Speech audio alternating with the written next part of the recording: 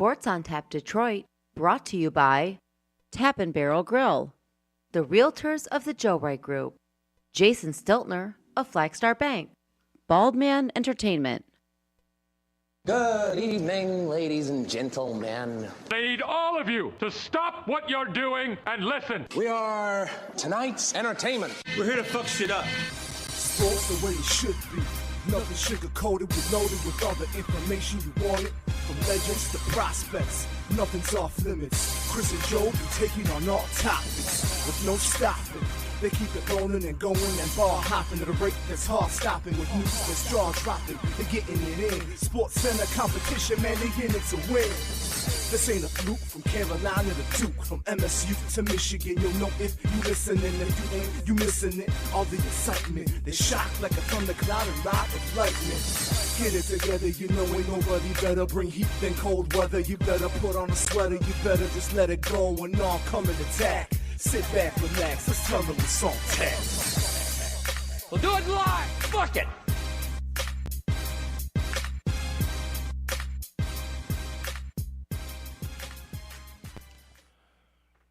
And we're back.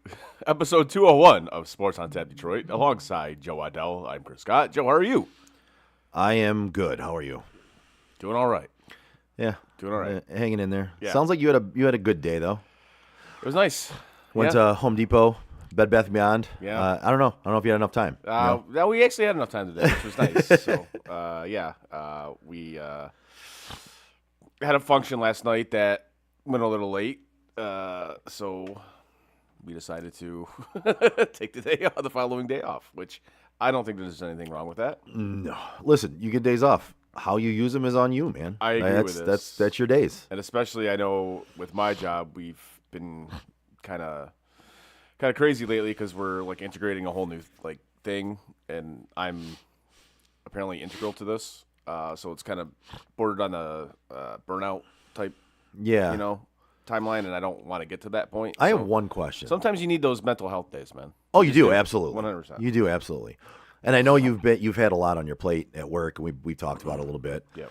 I just have one question, and really maybe it's not for you, it's for your employer. Just one? Yes. Okay. And it might not be for you. You might be able to answer it, but it's probably more for your employer. Okay. What the fuck are they doing making you critical to their plan? Well, contrary to popular belief, I am good at what I do. You are. I'm fucking with you. So, but yes, I also wondered that as well when they decided, hey, we're gonna ask you to do this. I'm like, I'm kidding, man. That is a bold strategy, Cotton. I'm kidding, man. I know you're good at what you do, and you are relied upon a lot at your job. So it does get tiring, bro.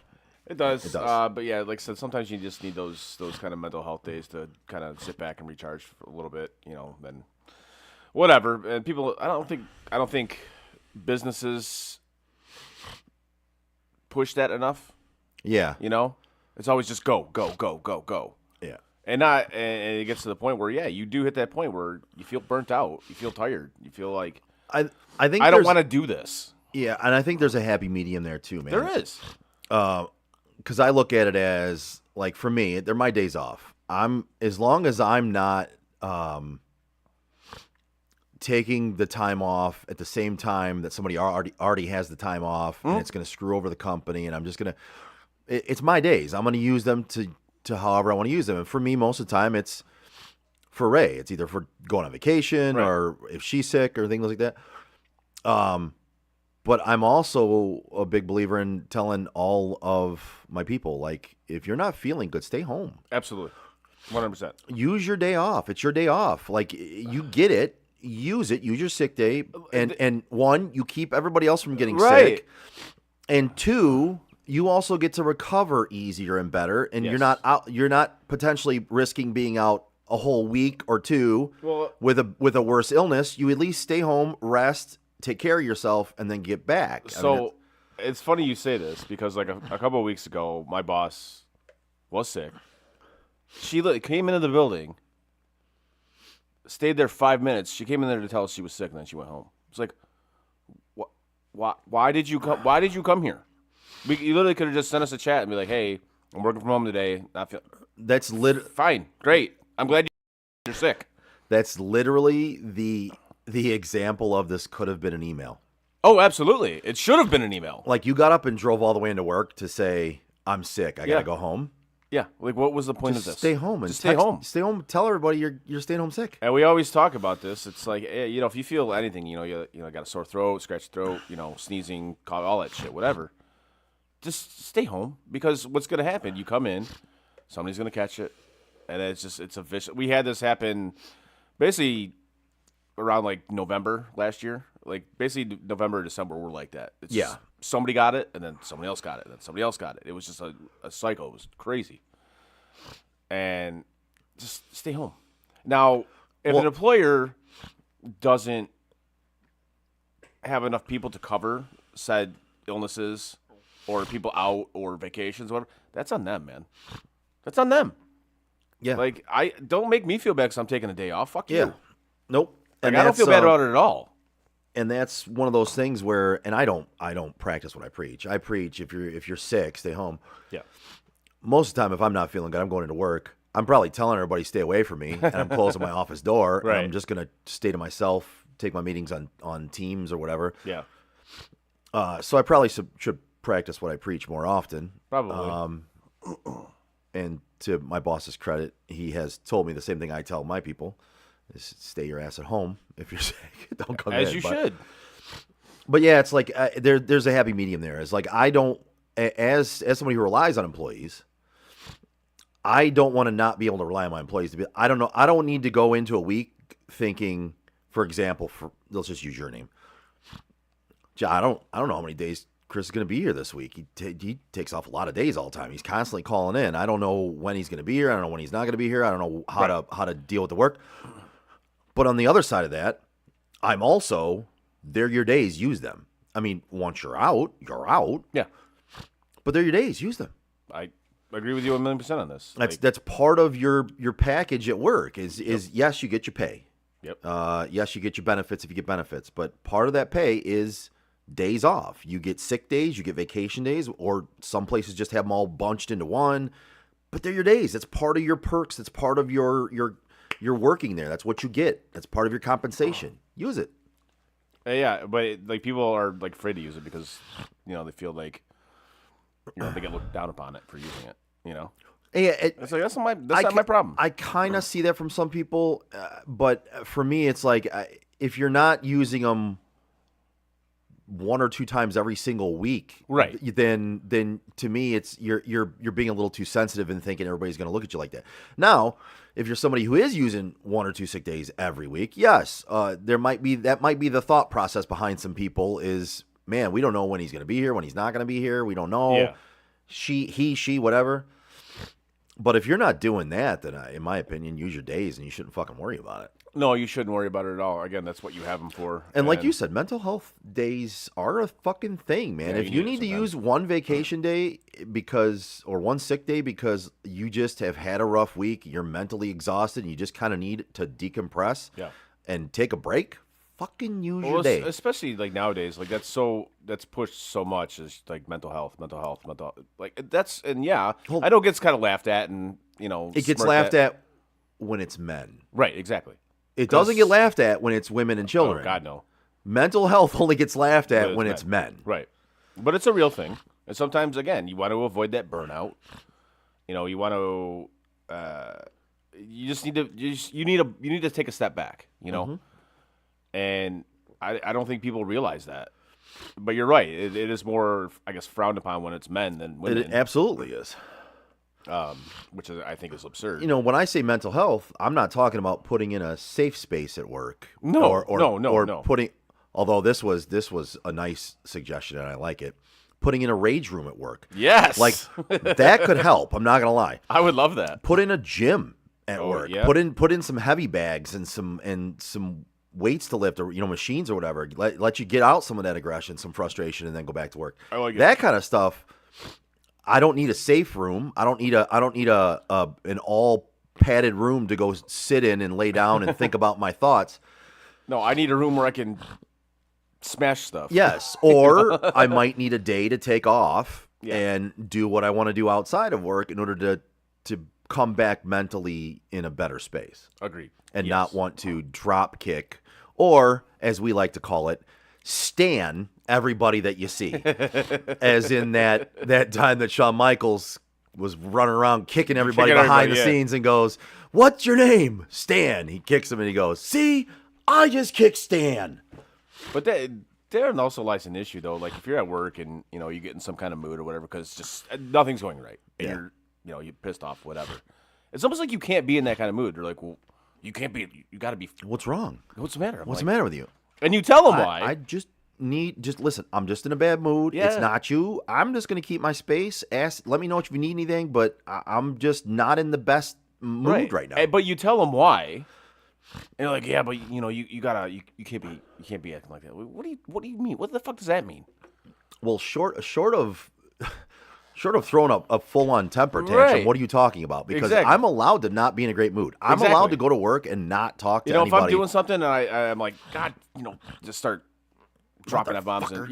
Yeah. Like, and it's not at a customer or anything like that. Right. I'm at my own personal workstation, whatever. And something's frustrating me. Yeah, you're damn right. I'm going to be like, what the fuck, It's Yeah. frustrating. And I'm going to tell you why. Yeah. But for you to say, oh, we can't really react like that. No, no, that's not how this works. You expect me to just sit there and be fine with it? No. I also don't need somebody to come. Like at this point in time, if you know me, Yeah. you know what I do when I'm frustrated. If I'm frustrated, something happens, I'm like, fucking kidding me, it's Oh, bullshit. yeah, 100%. Or you know what I mean. But again, if I do that, I'm not shouting it out to everybody where everybody hear. If you hear me, you're probably closer to me than you should be at the time where I'm angry. Right. And also, like, just don't. I'll be honest with you. Don't ask me what's wrong. No. Let me just get past my frustration of whatever I did. Whether I went to write something in my pad and dropped my pen on the floor Just leave because me I'm alone. clumsy, or whether I turned and hit my knee on the side of my desk because I was in a hurry to do something. And God damn it! Like, I don't need you asking me every time I say something like that. What's wrong? Everything okay? What's going on? It's the What's it-" pushing. Like, Like, I leave me alone. don't need that. Yeah. Leave me alone. I'll be fine. I'm a grown ass fucking man. I don't need you to ask me if I'm okay. Right. Leave me alone. In personal life and in work life, that goes for everybody in my life. If you hear me go, God damn it, motherfucker, don't ask. Yes. Let me get past it. All right. Moving on from that. Oh, this is when we do our best shows. We Yes. really have a plethora of. Look at you using big words. I know. We have a plethora of topics. Yes, we do. To hit on because there is not a one single topic to hit on right now. We've been away for a couple weeks. We have. So in saying that, obviously we didn't get a chance to comment and kind of dissect the gold medal game between Canada and the United States. The Olympics. And shout out, congratulations to both the men and the women's team for beating Canada in overtime, both of them. Well done. Yeah, buddy. Again, in the men's game, it's kind of funny, after the U.S. won, like all you see is, you only won because of Hellebuck. Yeah, so? He does play for the team, right? Like, last I checked, the goalie was arguably the most important player on said team, right? Well, and yes, and no matter what, whether the most important player or not, we've seen Super Bowls determined by players who didn't matter much at all. Exactly. So it's like saying in the Super Bowl, the Patriots only won because Malcolm Butler picked off the pass. They only won because Pete Carroll was an idiot and didn't run Marshawn Lynch. You can say that, but Yeah. the Patriots still won the fucking Super Bowl. Right. Last time I checked, both teams were playing each other. It got decided on the field or on the ice in this case. Yep. That's Well, what I mean, happens. that's the thing. It's like, leading up to the Olympics and leading up to the Four Nations last year, and I tend to listen to a lot of Canadian sports radio because I like to hear about the Leafs and whatnot. So, Yeah. But obviously they're breaking down Team Canada for the Four Nations and for the Olympics, and the number one topic going into both of those was who's going to be the goalie for Canada. Who's going to be? We don't have a goalie. Our goalies suck. Blah blah blah. And that's what I find so hilarious about it. I was like, so you're basically shitting on the USA beating you for the or for the gold medal because they had a otherworldly goalie performance. But leading up to both of these tournaments, your biggest concern was your fucking goaltending. Weird how that works. And don't get me wrong, Binnington played fine. I thought he played really well. Yeah. Just Hellebuck played better, and he got a little bit of luck. Let's be real here. He did. Now, if you really want to go deeper into this game, you didn't lose because Connor Hellebuck went basically God mode. You lost because Macklin Celebrini and Connor McDavid both had breakaways they didn't score on. Nathan McKinnon with like one of the most egregious misses I've ever seen with an open net. Maybe if you put that in the net, we're having a different conversation right now. But you didn't. I'll be honest with you. I think if you do put that in, I think we are having a different conversation right. now. You also had a 5-on-3 for $120 that you did absolutely nothing with. But apparently that's not a reason why you lost. USA also had a double doink when they hit the crossbar in the post on one shot. But if that goes in, I mean, are we really talking about Hellebuck being the reason why they won? I don't think so. And not to mention, and this might be the one to top it all, you went to 3-on-3 overtime, which is absurd to determine ridiculous to determine a championship game. But you had a 3-on-3 overtime, which everybody signed up for this. Everybody knew it was going to be. You had 3 of the, I would say, top 7 players in the world on the ice, and you got scored against. Mm-hmm. To me, you kind of deserve to lose that. Like, you had Connor McDavid, Nathan McKinnon, and Cale Makar on the ice when the USA scored the game winner. I'm sorry, if you have that on the ice and you fucking lose, you kind of had it coming. And here's the thing. On paper, I would agree. Team Canada was the better team on paper.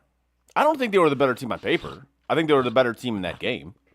See, on paper and in that game, I think they were. But here's where I'm going with this. There's a reason you play the games. Yes. You play to win the game. You play to win the game. But again, it's not always is the team that wins the team that you thought was going to win. Right. That's just not the way it works, man. No, I mean, you see it in sports all the time. Like you just said, you brought up the football analogy. Goalies do this all the time. All the time. They get on hot streaks in the playoffs, win Stanley Cups. J.S. Jaguar pops to mind. Yeah, you know what I mean? Like, absolutely.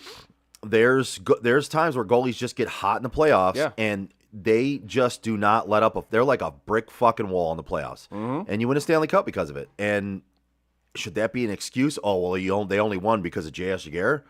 And again, saying it like it's almost like he's not allowed to play that well. Right. Yeah. It's like, really? Like last I checked, he was on the team. Yeah. And I don't care whether he shouldn't have played that well or whether you don't think he could have or should have played that well. He stopped all the shots he needed to stop from your players. Yeah. So that's just playing well. Tough shit. And not to mention, we're talking about a goalie that has 3 Vezinas and a Hart Trophy in his back pocket. Granted, he's been categorized as a big game choker. Yes, big time. Yeah, absolutely. But this one, he was not. Didn't happen. He was not. Like that save he made on Taves with the paddle on that breakaway was unreal. It was an unreal save. It really was. But again, and that's what irritates me more about this. The one save he had where he was out of position and just stuck the stick. That's what I'm talking about. Is that what that's what I'm talking about. I mean, that was incredible. Yeah. But what it really truly irritates me about this is Nathan McKinnon saying, "Well, you saw who the better team was." But like, hey, maybe put the puck into a wide open net. Yep. And then shut the fuck up. Like, really, dude? Okay. Like, this is kind of on you. You can be the better team for 3/4 of a game. You could be the better team for 90% of a game. Yep. Doesn't mean you're winning the game. It doesn't. It really doesn't. It doesn't mean that in any sport. So to just see that, like the rage coming from especially Canadian fans, it's just like, dude, stop it. Now, moving on to the afterwards of the game, where obviously like Trump calls him whatever. I think they could have done without that. like without the reaction, like the laughing and shit. Oh, maybe I should invite the women's team. That was kind of stupid. In the moment, I get it. You're hyped up. You just not want a gold medal, and you're not thinking. You laugh at a joke that the president makes, Right. where you're like, it is. Yeah, it's a reaction. It happens. And I'm sure the women's team, they know exactly how the men's team feels about them, like the players and shit like that. You kind of seen that afterwards. Yeah. Like no, it was a heat of the moment type thing. Whatever. I think it got majorly overblown, but it is what it is. Could not agree more. Now, however, one thing that really truly did fucking piss me off. Why the fuck is that jock sniffer Cash Patel in the fucking locker room? Get him the fuck out of there. And this wasn't the players doing. This was Bill Guerin's doing. Bill Guerin's the one that invited him in. And now, if I'm a fucking player, get the fuck out, dude. You had nothing to fucking do with this. Get the fuck out. They look like they were cool with it. That's what was irritating about it. It's like, what, dude? This asshole had nothing to do with this. Get the fuck out. You always see celebrities in locker rooms with celebrations. Get the and fuck shit. out. You had nothing to do with it. The only thing I have a problem with is we haven't heard that until now. There's always been celebrities and shit in locker rooms for games that they didn't have a part of, that they had nothing to do with. I've always had an issue with it. Like, if you had nothing to do with it, get the fuck out. Yeah. Like, you're doing that bullshit, Like, No, yeah, I mean, for me, I just if you're invited in a locker room, I don't have a problem. but They invited you. Now, if the players invited them in, Yeah. okay, that's whatever. But it wasn't the players that invited them in; it was the GM that did. And that's just kind of, well, I mean, it's what it is. But again, if I'm a player, I'm fucking Players definitely celebrated with them and had no problem. I mean, hanging out with at that point, what were you going to do? them. I mean, if you had that big of a problem with it, you think you wouldn't, right? I'm just saying, I would have. Right, like if you were in that locker room, for example, Yeah. you had a problem with it. Would you have been caught in any pictures next to him, hanging out with him? Fuck doing that? no. Fucking jock sniffer, fucking loser. That's all he is a jock sniffer loser. Fuck him. Yeah, that was the one thing that really fucking irritated me about the whole thing. It's like, dude, why are you there? Like, why? Yeah. I didn't even know he was there until I saw pictures on Facebook, it and was- I'll be honest with you, you do you. I could give a rat's ass. But yeah. So, but and then this take, we own hockey as the American. I'm like, no, stop it, just no.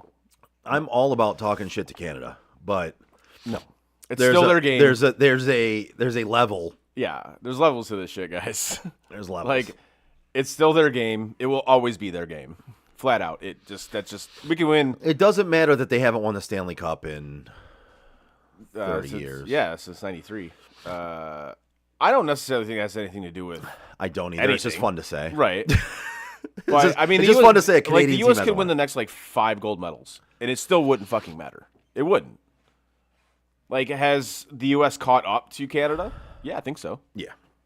But I think that's a good thing because it just says North American hockey is the best hockey in Right. the world. And it doesn't, just because the United States has become very good at hockey and caught up to Canada doesn't mean it wasn't still a game invented in Canada. Yeah. Like a game is invented where it's invented. That's just, Yeah. you can't change that. You can't. And on that note, can we please, if we'll get into hockey, like actual NHL teams here in a little bit because of the NHL trade deadline. Yeah. If the Wings shit the bed again this year and don't make the playoffs, can we stop with the Hockey Town fuck shit? Can we stop? Can we fucking stop? 10 years? It'll be 10 years. It'll be 10 years since they've been 10 years since they made the fucking playoffs. 10 year. They should have never brought it back to begin with. Like, it's not a thing, man. Can we fucking do away with it? I don't think You cannot say you're hockey. I kind of had a problem with it before. You can't say you're Hockey Town if you don't make the playoffs for 10 fucking years straight. You know my thoughts on this. 10 years. I'd never have thought it was Hockey Town ever. So, I know. Like, they had great runs, and they Right. did some great things. 10 years. 10 years. But you and I both know it's a fucking Lions town. Flat out, it is. Absolutely. It's a football town. 1,000,000%. Absolutely. And I'll be honest with you, I think it's borderline more even a baseball town than it is a hockey town. The Tigers do well. How many people flock to downtown? Yeah, fair enough. But when the Wings do well, that place is packed too.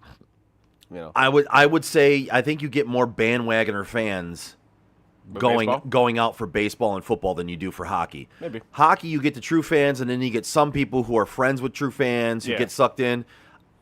Tigers and Lions do well. No. Bro, the city just is packed all the time. Yeah, that's fair. I could certainly see that. You know who else does well? Yeah, the Joe Wright Group. Damn you, man. Whether you're buying or selling your home, now's the time to take advantage of having the expertise of 3 real estate agents for the price of 1 on your side. Make the right move with the right group, the Joe Wright Group. Give Craig Joe Wright, Mike Bush, and Shane Wilson a call today at 248-535-4750 to fulfill all of your real estate needs. Yeah. You always pick the wrong one. Yeah. Every I time. did that on purpose. I know. I kind of figured. Because I know Jason Stiller is usually the first one on your mind. Generally, yes. And that's the one you usually try to do first. So Yeah. whenever you throw it to me as a question, I like to just throw you the curveball back. Fair enough. As if you wouldn't do it to me. Yeah, that's probably true. All right, so do you want to do a trade deadline or MLB preview first? You pick. No, man, that was what I'm asking you. Let's just go from Olympic hockey to NHL hockey. All right, trade deadline. Trade deadline. Got it. So yes, today was the NHL trade deadline, and it wasn't a spectacular deadline by any means. No. The way the league is situated now, I don't know if we're ever going to see like the carnage that we used to see on trade deadline day when you had these massive deals. I just don't ever see that happening again. It's too hard with the salary cap and how everything is structured. It's too difficult. But anyways, the trade deadline did happen. Obviously, some teams got moved before the deadline. But I kind of want to go over some winners and losers here, right? Yeah. Big winner for me was Colorado. Like, this team has flat out just said, fuck it, we're going for it, man. And they were already arguably the best team in the league before the trade deadline. Yeah. But seeing what they got now, they went back and got Nazem Kadri, brought him back. So, like, down the middle, this team is just absolutely – and they got Nick Watt from Toronto as well as a fourth-line center who's got Stanley Cup pedigree, won with Vegas a few years ago. So they got Nathan McKinnon, Brock Nelson, Nazem Kadri, and Nicholas Waugh down the middle. That's insane. That's crazy. Now, I would tend to think this kind of makes them like the outright favorite to win the Stanley Cup. I don't think it does, personally. I still, for whatever reason, I got this feeling about Tampa Bay this year. I don't know why, but I do. But yeah, there's a winner for me. It's Colorado. Calgary, I think, is a winner too because they're in rebuild mode and they got assets back. Good for them. I like it. They really didn't have to retain much. They really didn't have to retain any salary. Nazem Kadri is getting paid like $7 something million a year, something like that. $8 million. 7. And they didn't have to retain any of it, so good on them. The Kraken, I don't know. Like, I wouldn't necessarily say winner. I wouldn't say loser either. They're kind of mid. They're kind of just where they're at. Yeah. Fine. You know, they got Bobby McMahon from Toronto, and we'll get to the fucking Leafs in a minute because I'm about to destroy these fuckers. Looking forward to that. Oh, so I'm just reading this. This is a piece on ESPN. They're talking about winners and losers, whatever. Yeah. This guy gave the Maple Leafs a B grade for their fucking trade deadline. What the fuck were you watching? I don't understand how you give this team a B grade for what they just did at the fucking trade deadline. Not only did one of the guys you fucking traded for last year for your playoff run, you gave up a first round pick and a prospect, right? You trade him this year to the LA Kings. What'd you get back? You got a third round fucking pick back for him. How is that for fucking asset management? Seriously? This GM in Toronto, Brad Treliving,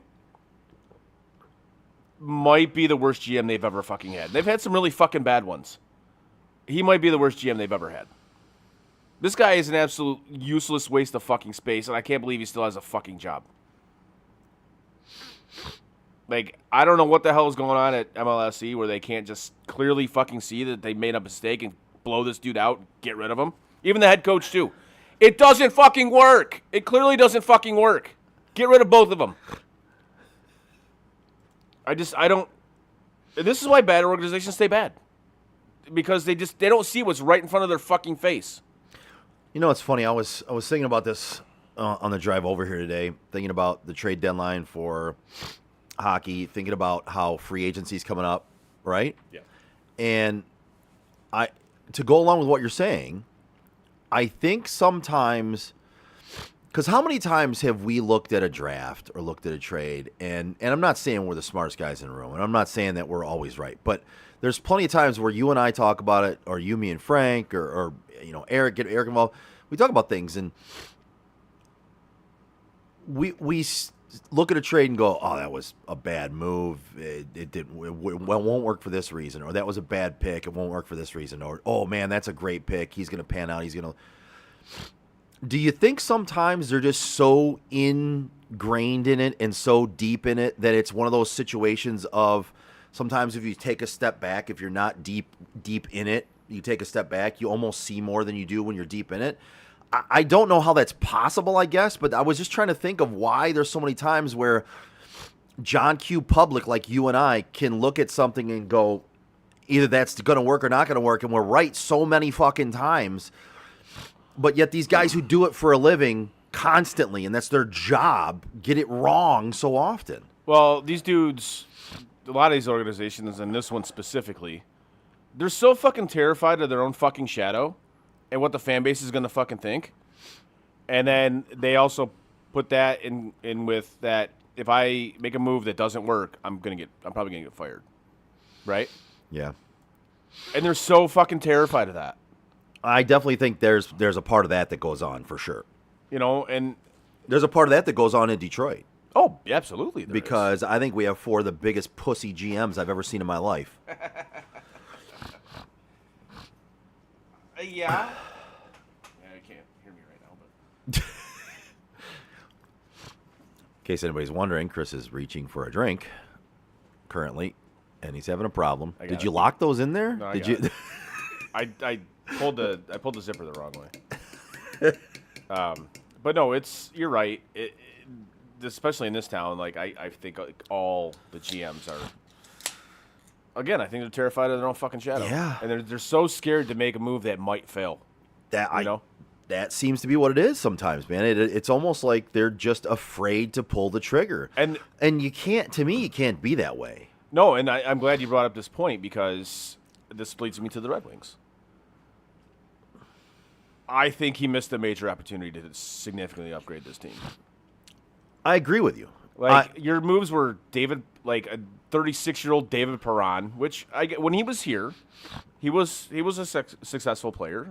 Okay, but David Perron, and I like the Justin Falk move. I do. You get a good right-handed shot defenseman. So that's what I was going to say. I can like one of the moves without saying it was a huge success. Right.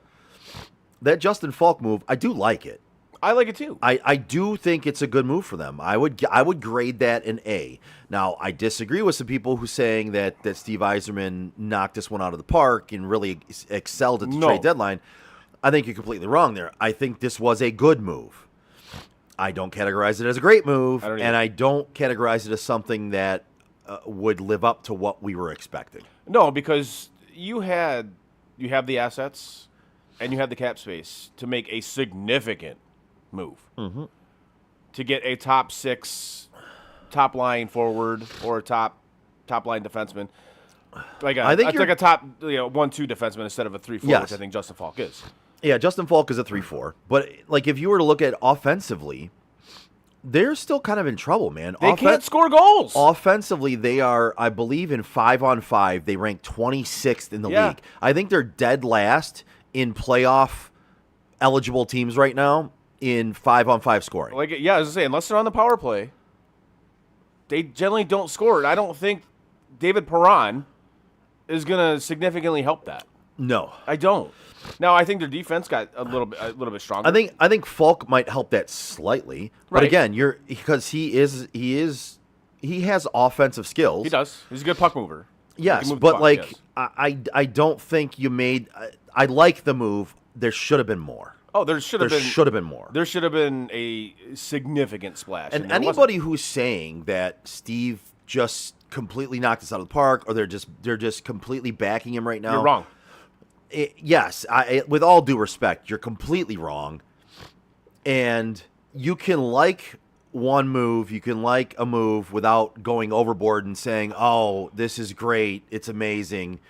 I mean, come on, dude. Like Steve Yzerman pees and you stand underneath it and say it's raining. You know what I mean? Like, and you're like, "Oh, this rain's so great." Come on, man. Like, this he could have made a significantly bigger move. Now, that said, do I still think they're going to make the playoffs? I do. I think they've banked enough points that they're going to make the playoffs. I don't know. I'll be honest with you. I think I looked. They're 5 points out of being out of the playoffs. I think they're wrong. With they're what, 20 games left? They're going to make the playoffs. However, I don't think it's a lock. Fair enough. However, if they somehow miss out on the playoffs, or hell, even if they get bounced in the first round, I think Steve Yzerman should be fired. I do not disagree with you. Because you had the opportunity to significantly strengthen this team and you didn't do it. I don't know why. I honestly don't get what he's waiting for at this point. I don't either, and I think now you can't just blame it on ownership at this point either. No. It's been long enough, right? It's been long enough. Some of his moves, he should have been able to put his stamp on this team, on this franchise as a GM. He put his stamp on the franchise as a captain, obviously, for sure. Yeah. This is not taking away from that, but you have to judge this based on what he's done as a GM. Yeah. And he hasn't put his stamp on the organization as a GM. He hasn't. I mean, not like he did in Tampa. No, not at all. It's not even close to what he did in Tampa. It's not even remotely close to what he did in I Tampa. think that's an understatement that it's not even close. I think it's a complete understatement. He's nowhere near putting a stamp on this organization like he did in Tampa. Well, what I will say is he was behind the 8 ball when he took this job because Ken Holland completely fucked this organization by doing what he did and not trading assets to recoup some younger players and draft picks, and we got to keep the streak alive. And we said this. We said this is going to set this is going to set this organization back at least 10 years. We're on year 10. Mm-hmm. And it has. It's exactly what it did. Now, and I've said this numerous times. Obviously, we've done shows on this. I think the rebuild got sped up when it shouldn't have. Because hey, we gotta get the playoffs. It's a brand new building. We got to get the playoffs. But here's the funny thing: they haven't made the playoffs. No, I know because again, I think that's one of the factors as to why is because I think they sped up the rebuild way too soon, and got these fucking veteran guys that were like on the downsides of their careers. You didn't get any game breakers. Like if you were gonna do that, go out and get game breakers instead of these just run-of-the-mill veteran guys. But again, that aren't going to put you over the top. Yeah, I still blame Steve for that. He's the one that made the deals. I agree with you. He might have been told, hey, I think he was. Go out and get somebody. Yeah. Right? But again, it comes down to the somebody he got. And name a deal this guy's made. This guy, I'm being disrespectful by saying that. Name a deal Yzerman has made that he's knocked out of the park. Name one trade, name one thing he has completely just knocked out of the park. I think John Gibson. That free agent signing of John Gibson? Or the trade? The trade. Yeah, the trade. I think it was a solid trade. I mean, look at Gibson's numbers; they've been fantastic. But other than that, I would say that's the closest one to knocking it out of the park. I got and I don't even grade it as knocking it out of the park right now. I think it's panned out how we all praised it when it happened, right? It was like, all right, it's good. All right, you got a goalie now. You got one you can count on. And your starter is now your backup, and you've got a good one too, and that. But again, I still don't see that as a fucking home run of a transaction for a GM. That's fair. And again, even if I grant that one and say, okay, yeah, that's the home run. I agree. That's a home run. That one's great. Knocked it out of the park. How many years has he been here? That's the only one we can look at and go, man, that one really panned out. Yeah, it's hard to disagree with that. It really is. I mean, it's unfortunate, but it's true. Again, there was a lot of mess to clean up, but at some point you got to be like, okay, the mess is over. It's Well, time and to if you're start good doing at my own analyzing talent, like he should be, thing. Yeah. sometimes you can accidentally run into 2 or 3 I know, right? successes in making moves as I opposed mean, to don't get me like wrong. He's good. He has one of the 5 best defensemen in the league right now on his team, which he drafted. Right? Yes. Yeah. So that's all well and good, but again, you haven't done anything around it. Well, and that's the thing too, though, is if you look at Detroit right now, most of the GMs are good at the one thing. They're good at drafting, for the most part. They're pretty good at drafting. Yeah. Maybe. You know, I mean, if you look at Brad Holmes turned around that entire organization Yeah. by his first 2 draft classes. Yep. He's kind of had There- some stinkers. There's lately. been a couple stinkers lately. Yep. Right, where only I think 1 or 2 guys came out of, but his first 2 nailed him. Yes. His drafts in on the Rams nailed him, right? He was the head of college scouting. Yep. They did really well at that. If you look at Detroit right now, they have the best farm system there is.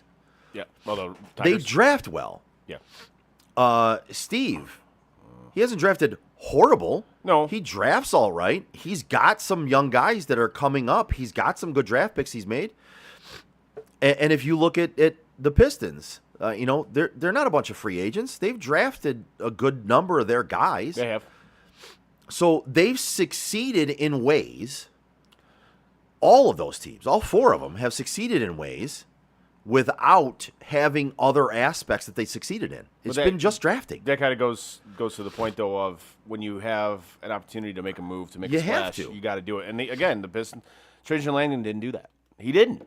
And he could have, and he didn't. I don't understand why. This team still can't shoot threes. Maybe go out. Well, Herter can shoot. No, dude, come on. Get a guy that can actually shoot threes. Yeah. That's what this game is now. If you can't shoot, you're fucked. You're completely fucked. But anyways, we digress on the basketball stuff. Yeah, sorry. I went on to 3 other sports. It's my bad. Another winner for me were the Ducks. I love what they did by getting John Carlson out of Washington, which was completely shocking to me. I thought that dude was going to be a Capital for life. I mean, That's a good move. yeah, I love it for a very good move. Anaheim. I like that these teams that have been terrible for a while, like the Ducks and the Sharks, teams like that, they're on the come up, which I fucking love. Yeah. I think it's great watching the Sharks. I wish I could watch a Sharks Ducks playoff series, just because I think it would be like a track meet. It'd be like watching pond hockey. Yeah. Like no defense optional. Let's go. I'm in 7-5 games. I'm in. Let's do it. I You think it'd be a lot said of you fun. said pond hockey, and now I have the desire to go watch Mystery Alaska because I haven't seen it in a while, and I fucking love that movie. As soon as somebody says pond hockey, that's what I think of. Pond hockey. I think a loser here a little bit, the Capitals, though, because I think this might be Ovi's last season. Yeah. And you're just gonna go out like that? Really? I don't know, man. They're kind of packing it in. It looks like. It would seem to be the case. Yes. Obviously, I'm looking at another one. Yeah. I'm looking at one here, like the Braden Shen to the Islanders from the Blues. Yeah. Dude, the Blues got a 1st-round pick, a 3rd-round pick, and 2 players in exchange for that. Holy shit! Yeah, the Leafs were trying to pull that. They were trying to pull that move off last year, and the only way he was gonna, because he wouldn't waive his no trade clause to go to Toronto unless they got his brother too. Oh, Luke. Out of Winnipeg, and that just wasn't gonna. Because again, the Leafs didn't have the assets to do it. Mm-hmm.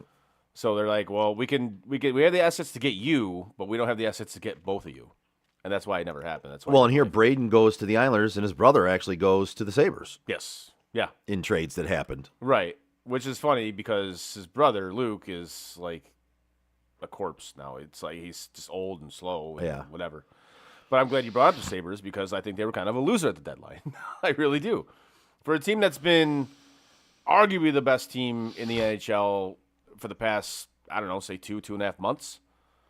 Very, very underwhelming deadline for them. Very underwhelming. Yeah, they went out and got 2 defensemen from the Jets. Yeah. And in all honesty, I'd say the Jets won that trade. Yeah. Truthfully, if I'm looking at it. Like I know the move they wanted to do with Colton Parayko when he said he wouldn't waive his no trade to go to Buffalo, which Yeah. again, The no trades in this sport are ridiculous. Yeah. There should be a limited amount of no trades for every team. You get 5 per team. That's it. Use them wisely. Yeah. Like I feel like think every even 5 player is- on every team has a fucking no trade clause. Yeah. Basically, every player can dictate where they go, when they go, and how they Yeah, go. it's crazy. So Parayko, which is his right, he didn't want to waive his no trade clause. Yep. Okay, and the Buffalo fans were psyched because it was reported that it was done. Yeah. And no, that like Tyler Myers, like the Wings had a deal for him ready to go, offered on the table, and he said no because he wanted to go to Dallas, and that's obviously where he ended up. But Yep. like again, if you have the no trade clause, obviously invoke it whenever you feel necessary. But I feel like I'm not saying it's killing the sport, but it's a big hindrance, man, to try to make teams better. It just is. Yeah. But yeah, Buffalo kind of a loser to me. Other than that, I thought it was kind of a sleepy deadline. I mean, nothing. Again, it wasn't that big. Like, whoa, like what happened there? You know. Yeah. I mean, we'll see how it plays out. I mean, now that you have like the rules are changing, you know, you have to have a playoff salary cap now and all that shit. Like, you can't do what Vegas always does, and Mark Stone gets injured. Literally, he just got injured, which he always gets injured like right around this time of year. Yeah. And they stash him on LTIR and then go out and sign a dude that's, you know, a $10 million player, so it puts them, you know, at the cap for the regular season. And then, oh, wait, game 1 of the playoffs, Mark Stone's fine. Look at this. Oh, now we're like $15 million over the cap, but it's playoffs, so who cares? But now that you can't do that anymore, which I'm fine with. Like, I'm okay with that. I don't like that you have to be at a certain number during the regular season, but you can be, you know, a shitload over in the playoffs. It doesn't make any sense to me. Right. It should be across the board. It should be across For the everything. board. Because, I mean, yeah, it is cap circumvention. I don't care how you look at it. Yeah, it's within the rules. But it's cap circumvention. I'm sorry, Right. it is. Because you can just stash a guy. No, who's really checking to see if this guy's hurt? Mm-hmm. Like, come on. We know that's not happening. So, No. anyways, we move on to my man, Jesse Stiltner. Yeah. If you're a homeowner or looking to be a first-time home buyer, give Jason Stiltner, Senior Loan Officer at Flagstar Bank, a call today at 248-752-3631. Jason has great mortgage programs for first-time home buyers, including down payment assistance options and excellent interest rates. Again, give my guy, Jason Stiltner from Flagstar Bank, a call today at 248-752-3631 and get the excellent service you deserve. Flagstar Bank, Equal Housing Lender, member FDIC, NMLS number 27546. Yeah. Yeah. Okay, we move on to the MLB. The MLB. The MLB. The Major League Baseball. So- League. Obviously, with spring training starting, which it's one of my favorite times of year because you know, like that warmer weather's kind of coming. It's following the crack of the bats, the pop of the glove, and this year we got the World Baseball Classic coming up, which I like because it actually is, I guess, meaningful baseball during spring training, which is nice. But it's also kind of fraudulent baseball because it's not truly best on best because there's so many augmented rules to this shit. Yeah. You know, you can only have a guy going, you know, he can throw X amount of pitches per, you know, until you actually have it where it's like, you know, the NHL players at the Four Nations or the Olympics, it's not going to work.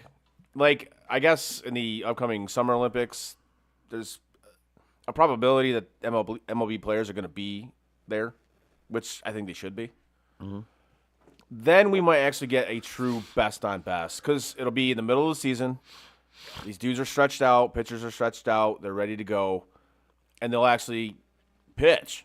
You Yeah. know, like what Scooble's doing to me, and I look at this 2 ways. You're going to be a free agent after this season, so I get it. You don't want to fuck with that. I get it. But 2, just don't go. Like, you're going to pitch, what, 2 innings against Great Britain, and then you're done? Right. Wait, why are you even going then? It doesn't make any sense to me. I don't like that. And this is why this is the biggest issue I have with this tournament. Is shit like that. Yeah. If you're on the team and you're called upon to pitch, you're fucking pitching. Like, simple as that. If you don't want to go, don't go. Like, if you have such an issue with it that, you're trying to protect your arm or protect whatever because you're in a free agent year, then just respectfully decline the invitation instead of this clown shit. I mean, the dude doesn't go more than 6 innings anyways in any start, and that's why I would not pay him the money he's asking for. But I just think he kind of made a joke of this a little bit, Yeah. But that said, I do like that there's quote meaningful baseball during spring training. It's nice, but I wish it resonated more with the players. I do, and I think it's somewhat trending in that direction, I guess.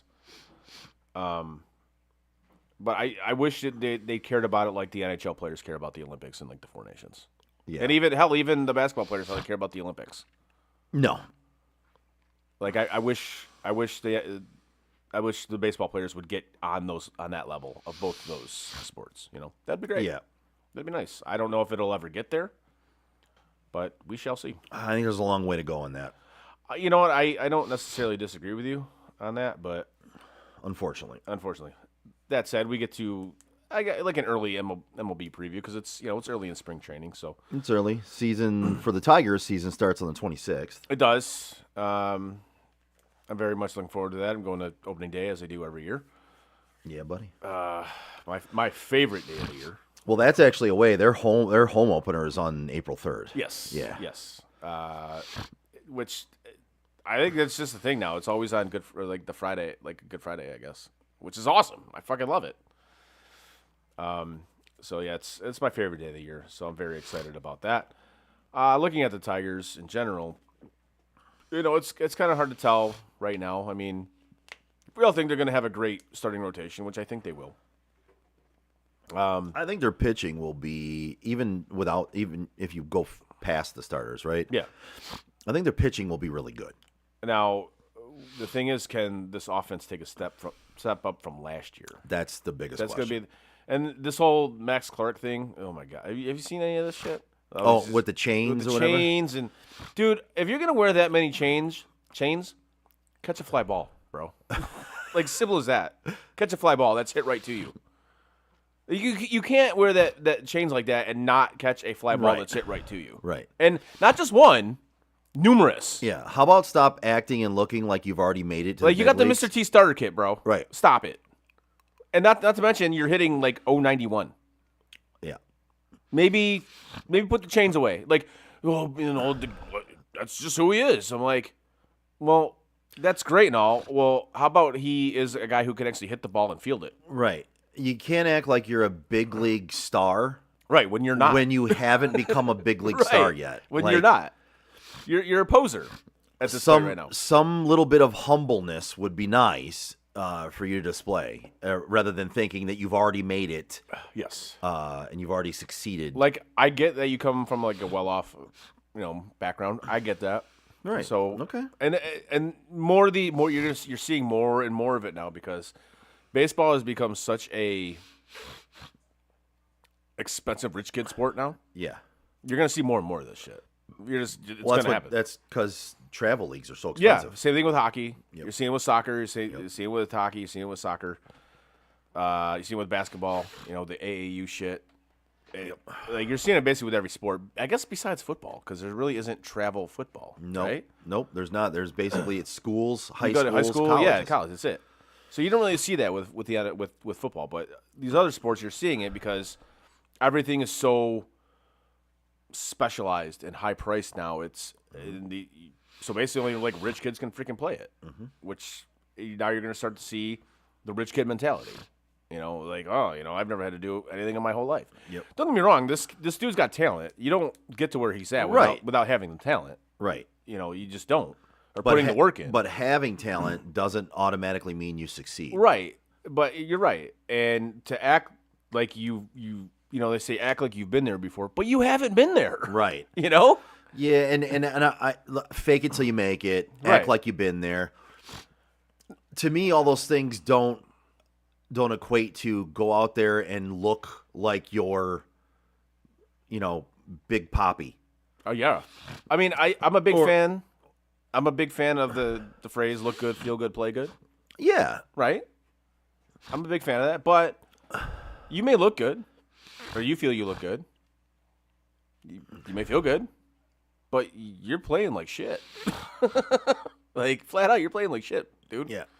Maybe take it down a notch, And that's why I wish one of these dudes in the clubhouse would just say, "Hey, bring it down a notch." When you do those things, Yeah. in my opinion, you better be able to back it up. Yes. Like Dion. He backed it up. Dion was flashy. Yes. Dion was that guy. But he backed why it up. did everybody still like him and was a fan of him? Because he could back it up. Because he backed it the fuck up. Now, granted, he couldn't tackle anybody, but he didn't need to tackle anybody. He didn't need to because they stopped throwing to him. Exactly. Because he would pick the ball off and take it for 6 every time. So Yes. they just didn't throw the ball to his side of the field. And even as a baseball player, I mean, he was a better football player than he was a baseball player. Absolutely. But he was actually pretty good at He was baseball. he was a pretty damn good baseball player. Yeah. And the arguments on who was better, Bo or him. I still think it was Bo personally. Oh, absolutely. But Dion did it really well. He did. No, absolutely, he did. Really 100%. well. But again, if you're gonna be that guy, you better back that shit up, dude, or else you're gonna get a lot of haters. Having confidence and acting like you've been there, and that's different than acting like you've already made it and already succeeded. Yeah. Those are two different things. I go back to I would like athletes that are really good to act like Michael Jordan. That dude, even when he was the best in the game, went out there every night, said in his mind that he had to prove that he was the best in the game every night.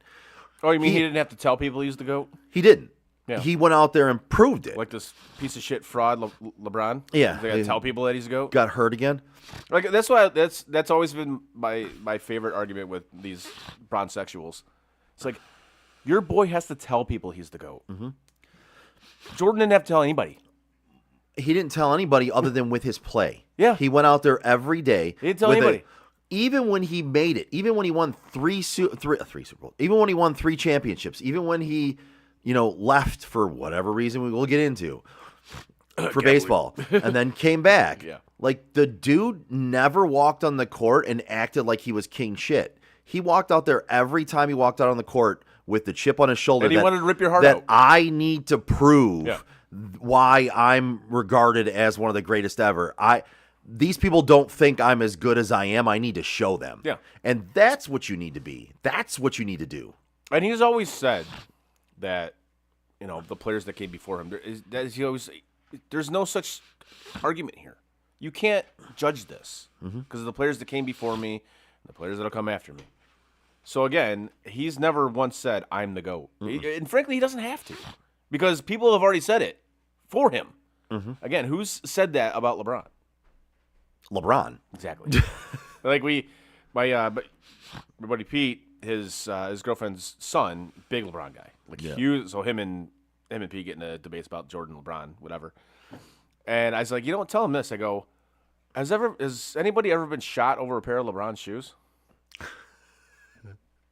Right there. LeBron acts like he gets shot every once in a while on the I'm court. like right there. Jordan, GOAT, done. That's it. Have you ever met anybody that's you've seen wearing a pair of LeBrons? No. Michael Jordan was the best every time he stepped out on the court, even when he was sick with the flu, was the best player on the court, and you always knew it by the time the game was over with. Yep. That's not the case with LeBron. Nope. I'm sorry, it's not. Nope. LeBron has longevity. Great. LeBron is one of the greatest to ever play the game. I will give him that. To say he's the GOAT and to say he's better than Jordan, I think you guys are fucking foolish. Nope. And again, you know how I feel about GOAT culture. I think it's absurd because Yeah, it's not a thing. It's not real. It's not a real thing. And there's so much argument to be made because it depends on which era you grew up watching. It depends on which era you played in. It depends. I mean, there's so much that depends there. But again, to have the actual player going around spreading it around that they're the GOAT, like that to me, you know what that screams to me? Insecurity? Yes. 100%. You are insecure. Yep. For me, it says that LeBron his life will not be a success unless when he retires, people regard him as the GOAT. Yep. And he keeps trying to bring that to wish it into fruition or to try to talk it into existing. And I'm sorry, dude, that's never going to be the case. So in that case, you need to figure out a way to be happy with your life. It might be the case in we'll say 30 years, right? Because what's going to happen is the same thing that happened with us watching Jordan in his prime. Yeah. That's what's going to happen. That's exactly what's going to happen. And that's like the argument that my buddy and his girlfriend's son were having. It's like, well, Pete, me and you, we've seen them both in their primes, Right. so we can comment on this on who is better, Right. flat out, we can. All you've seen, or her son, all you've seen is YouTube highlights. Right. You've never actually truly watched him play. You've never seen How he just controlled Michael a game. Yeah. Yep. You've never seen that. You've just seen clips of him dunking or whatever. Yeah. So that's all. Yeah. No, it's Mike's better. Done. End. Back to the Tigers. Yep. Kevin McGonigal should absolutely make this baseball team. Yes. Do you think he will? No, I don't. I agree with you, and I'm a little upset about it. But, I think they're going to play they're going to play the service time 100%, bullshit. 100%. Yeah, but he 100% deserves to make this opening. Yes, day he roster. does. I think it's absolute. I think at this point in time, I personally, and you can tell me whether I'm wrong or not, I think he's one of the best players on the field every time he steps on the field for the Tigers at this point in time. He is succeeding at what he's doing, and he looks all the part. This dude looks like we just talked about Max Clark. This dude looks like he's been there before. Yes. Not flashy. Yep. Nope. Just goes out. And He goes out and does a job. Just rakes. Yep. Yep. Like that bomb he hit against, I think it was Puerto Rico the other night. The scrimmage game or whatever, basically what it was. That thing was an absolute fucking moonshot that he hit. That's going to be my next Tigers jersey, by the way. McGonigal? Well, I just did get their new blue one. I just got it in, as a matter of fact, I got it today. McGonigal? No, but I got the new blue jersey, the gotcha. alternate one. Yeah. But I'm gonna get Verlander on that motherfucker. Nice. Yeah. Yeah. But McGonigal, yes. I Yeah. like your call. I was thinking about it. I was thinking about getting Dingler, maybe, because I like it. But Yeah. I saw when these jerseys first came out, I'm like, oh man, this is gonna be kind of hard to get, and they kind of were. Was all of them I saw, they already had names on it, right? Yeah. But the only names they had were Riley Green. They had Torkelson. They had Torkelson. I think one I saw was a Kerry Carpenter one too. I wouldn't mind that one. And I'm like, no, man. I want a blank one. And it was hard as hell to find a blank one. But I finally found one. And I'm like, I'm going to get Verlander on this for two reasons. One, me and him are about the same age. I can live with that. I find it weird having a guy that's significantly younger than me on the back of my jersey. It's fucking yeah. weird. Okay. And See, I don't give a shit, but fair enough. And two, this is probably his last year in Major League Baseball. I would say if not his last year, second to last year. Especially if they're going to he's- have a lockout, which I think they're going to have. I agree with you. So I think this is his especially him coming back to the Tigers. Okay, I can live with that. It's his send off. Yes, I can live with that. So that's why I'm like, I'll do Verlander. Now I just have to have somebody figure out where to get it done at, but Right. we'll see. I'm very excited about that. But again, as for going back to the Tigers, yes, McGonigal should be on this baseball team. I'm very excited about this season. I think the division did get better.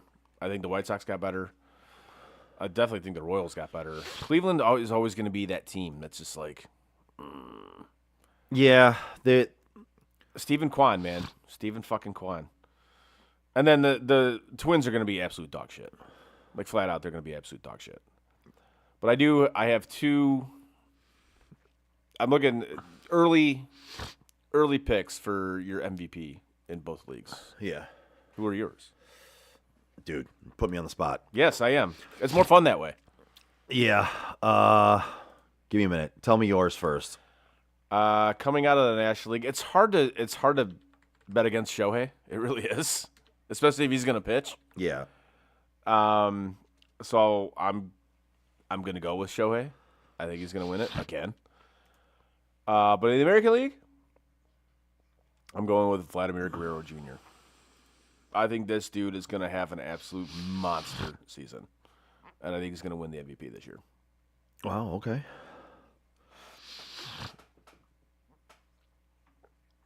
So much so that I'm going to place a significant futures bet on it.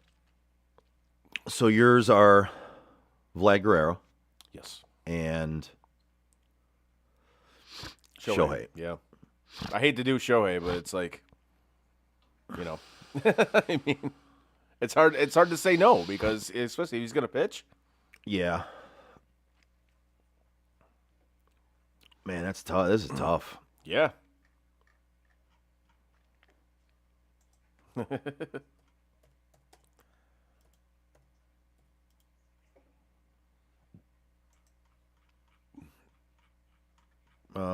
Let's see.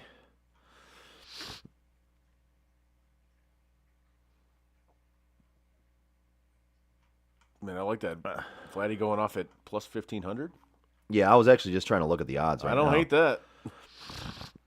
I don't hate that.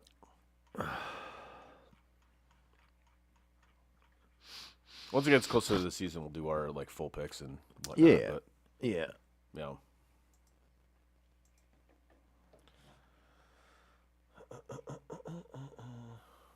You got it?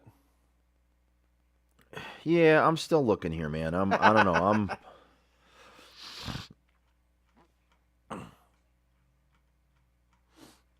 Yeah, I think it's hard for me to every time I go away from him, it's hard for me to go away from Aaron Judge. Yeah. And I hate New York. I hate the Yankees, but Right. man, that guy fucking is so fucking good. Because last year, this dude started off the year. I think he hit 7 home runs in his first 6 games or something. I mean, it was something astronomical. Yeah. And then all of a sudden, he wasn't able to hit home runs, but he was raking at a 400 clip for like half the season. I still think last year, I still think Cal Raleigh should have won the MVP. I do. Simply because the numbers, obviously the home run total he put up, but being a catcher, Yeah. which is arguably the hardest position on the field to Yes. play. It's kind of like the Josh Allen versus Lamar stuff, Yeah. Like the year Allen should have won it, Lamar won it, and the year that Lamar or Allen did win it, Lamar should have won. You know what I'm saying? Yeah. Like that was strange for me. I think Raleigh should have won it, just given the position that he played, the numbers he put up, because it's very, very difficult for catchers to put up those type of numbers. But Yeah, and looking at Vlad, your choice, he is plus 1,500. I just what he did in the playoffs last year, I think it's going to lead to an absolute monster season. Your boy Cal Raleigh is at plus 850. Yep. I think I still got to lean Aaron Judge. I know his odds aren't great. It's plus 300, but I'm going to have to go him. If I was to go anywhere else than him, I think Vlad's a good one. Mm-hmm. Maybe even Raleigh, maybe Bobby Witt. How about Riley Green? Do you get ranked better if you strike out a bunch of times? I don't like it. Do strikeouts count towards MVP voting? Nobody cares about strikeouts. That's in that case, yes, he might. Oh, speaking of the Tigers, you saw this that Benetti's doing Sunday night games now. Yes. Which I think is awesome. I like that. I think that's really cool. I think it's good publicity for the Tigers. I would agree with you 100%. Because he's their play-by-play guy. He's their call guy, right? I mean, I love it. So the fact that he's getting was it Sunday Night Baseball? Monday Night Baseball. Sunday night. Sunday Night Baseball. Yeah. That's It's on NBC now apparently. Yeah, that's that's good publicity for the Tigers, man. That's awesome. I think it's fantastic. I absolutely love that because And we have a guy that will be doing national games that will talk good about our city. Yeah. Which I love. that's great. We've always had that from Tirico. He always speaks very highly of Detroit yep. and the area and Michigan. And Speaking of Tirico, is there any broadcaster out there now that's on more of a heater than that guy? no, Like, that dude is getting to the point where he's in the, quote, GOAT conversation. yeah, Like- I mean, he's got his hands in everything. But everything he does is but just like, I was gonna say, deservedly so. like, holy shit. Like, Yeah. everything he does is just, like, after the gold medal game, like, what he said after that, like, when they went off the air, I'm just like, he's like, he just came up with that. Yeah. Like, a minute before he said it. Yeah. I'm like, that's truly outstanding. Yeah, no, he's really fucking good at what he does. And then Kenny Albert, they calling the hockey games, like, Yeah. especially both golden goals for the U.S. Yeah. Like, nailed him. The goal, the call against Sweden, you Yeah. know, in overtime, and then the women beating Canada and the men beating Canada. He nailed those calls. Yeah. Just because he called the goal, just let it slide, let it play.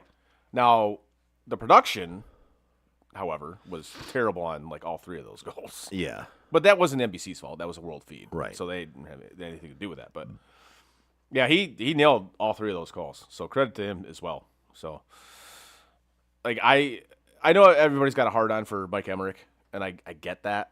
I was never a huge fan of him.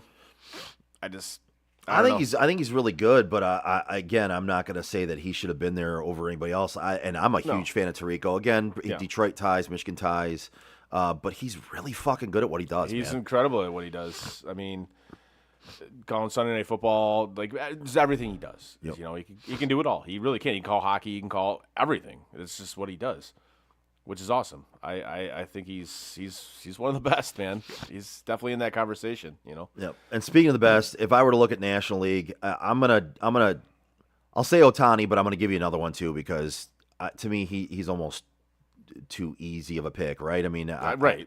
I think you and I both agree he's probably gonna win the fucking MVP, Probably. the National League MVP. Yep. I'm gonna go with Ronald Acuna Jr. Provided he can stay healthy, I Yeah. like it. Yep. But that dude gets hurt like every year. I know. I'm And it's not just like minor injuries. It's like rolling the dice on him staying it's like healthy. significant Yeah. injuries. You know, like season-ending injuries. Another outside shot is Tatis Jr. You know what I mean? Like that's another Yeah. one that I wouldn't mind swinging on. Shohei's minus 110 to win the National League MVP. So, I mean, everyone else behind him is just Yeah, it's kind of good luck. Kind of playing for second place right there. Yeah, I did end up placing a bet on Cade Cunningham to win the MVP. He might win it just based off games played alone. Yes, I got in on that when he was plus 1,500. I like it. And I think if all things were even, do I think he's winning the MVP? No. No, I don't. But the fact that you have to hit 65 games played in a season Yeah. to win an NBA MVP award now, the other guys that are ahead of him might not have the amount of games it requires to win the awards. So he might win it out of just chance that nobody else ahead of him in stats or anything like that will be available to win it based on the games played. I mean, that's the way it's set up now, and I think that needs to be a thing because this load management bullshit is one of the things that's absolutely killing the fucking league. Oh, it's awful. It's so bad. Like, Adam Silver has absolutely destroyed this fucking league. Yep. Like, there's no way David Stern would have stood for that. Like, no. Play, or we're fining you. You know, simple as that. Yep. Well, we have talked so far about we've talked about the Lions, right? They're not playing right now, but they have a draft coming up. Yes. We've talked about the Tigers. Their season is starting. They've got preseason baseball right now, and then the season starts on the 26th. We're talking about the Pistons, who are looking at making a playoff run. We're talking about the Red Wings, who are looking at making a playoff run. Things are looking good here in Detroit. Yes. And if you love sports and you want to go somewhere to watch them, grab a drink and something to eat, look no further than Tap and Barrel Grill in Shelby Township. They're one of the newest sports bars in Metro Detroit. They have an upscale sports bar, features over 40 craft beers on tap, handcrafted cocktails, and a delicious scratch-made food menu. They also have an amazing patio, which is voted best in Macomb County by Crane's Detroit Weekly. They will be opening that up, I'm sure, pretty soon. The weather will start getting better here in the end of March and in April. They have a comfortable feel, attentive staff, and their fine dining food options make it a must-visit spot for sports fans and foodies alike. If you're looking to watch a big game or any game, or you're just looking for a great meal, Tap and Barrel Grill has you covered. Visit them at 50055 Van Dyke Avenue in Shelby Township, or go to tapandbarrelgrill.com. All of that was really well done. Good job. Thank you. Appreciate that. All right. So we move on to the NFL, because the NFL never sleeps, ever. It does not. I pulled up this thing on ESPN. It's the 2026 NFL free agency biggest needs predictions for 32 teams. I think this is pretty good. Okay. I like it. Like it? So Let's do it. it starts off with the Bills, which I'm not sure why, but it does. Obviously, they just traded for DJ Moore. I'm curious your thoughts on that trade. I like it. I think DJ Moore has enough in the tank.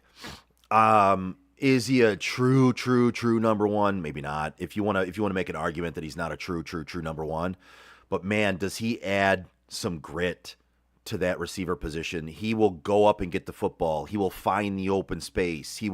He's really good at scramble drills and getting open, finding the open space, going up and getting the football. He's really good at contested catches. I think he's going to do wonders for Josh Allen. I think he's going to put up a hell of a year with Josh Allen.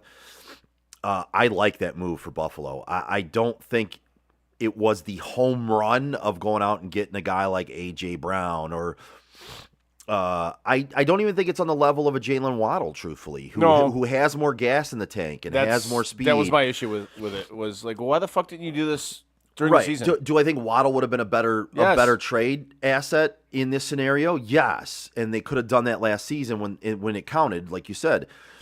But I do like this move for Buffalo. Yeah. I do like it for Buffalo. But again, I like just it for leads me DJ to like, Moore. why the fuck didn't you do this Yeah. during the regular season when you could have you literally made the same trade?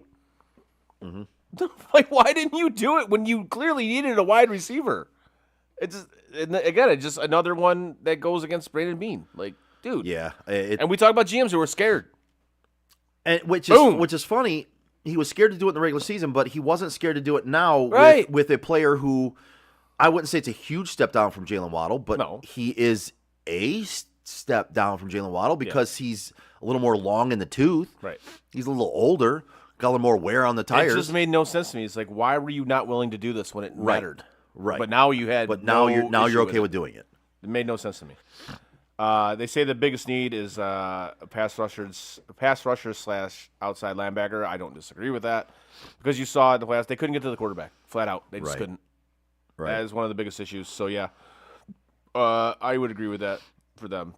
Move on to the Dolphins. Oh, basically we're just doing this by division, I guess. That's cool. Makes sense now. There you go. The Dolphins.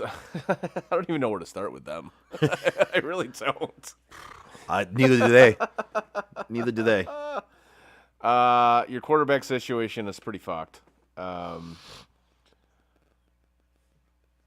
Oh God, they say the free agent most likely on the move. Oh, Zach Wilson. Okay, he's going somewhere, I guess.